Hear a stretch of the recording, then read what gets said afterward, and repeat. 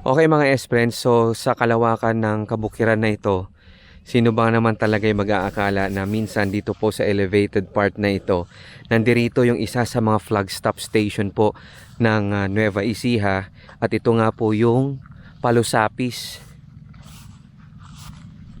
Talagang ito parang ano alam mo yung ano, huy, semento nga. Hindi nga lang talaga natin kasi ma-determine mga S-Friend agad-agad. Talagang dadaan-daanan lang siya ng mga tiga rito. Lalo na yung mga hindi naabutan yung mga tren dito po sa lugar na ito. Well, in fact, ito pinapakita ko sa inyo, very basic na nandirito nakalatag dati ang mga riles.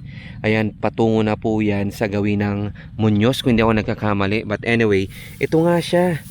Oh, gusto mo yung nagdamo-damo lang tayo dito. Ito di ba? Ito na yung solid part, ito na yung sementadong part mga S-Friend. So andirito yung platform. Ito sa gawing ito na nilalakad natin ngayon. Kaya talagang hindi mo na malalaman na dati po palang station to, is just because ito na nga, isa ng ganito siya, at saka flag stop lamang po siya dito mga S-Friend. So malamang sa malamang yung flag stop na dati pong nakatayo dito, konkreto, at hindi siya katulad ng mga nakita natin na mga talagang bato-bato na kasing katulad doon sa Maasin, Mangaldan, sa Polong, sa Malasiki. Pero may butas oh.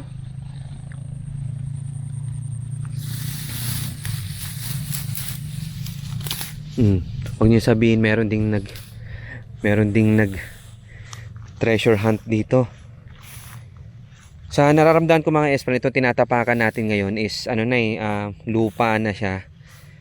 Talagang totally wala na yung kahit man lang bakas nung dating istasyon. Very very unfortunate mga S-Friend. Hindi man magiging sayang yung ating pagpunta dito kasi may nakita din tayo doon na pwedeng makunan sa gawi po ng river. So yun yung ating pupuntahan mamaya. And bukod pa dyan, ang presko ng hangin, yun lang. Yun na lang siguro magiging bonus natin dito. Pero kadalasan sa mga flag stop kasi, lalo na kung dito ang platform, ito na ang riles.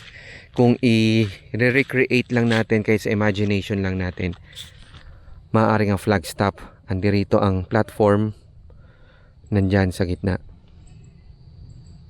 Yan, yung dati pong PNR station or flag stop, dito po yan sa Palusapis. Tutok ka lang mga S-Friend dahil marami pa po tayong mga exploration at mga hahanapin na mga ganitong klaseng mga parte ng kasaysayan po ng mga tren ng Pilipinas.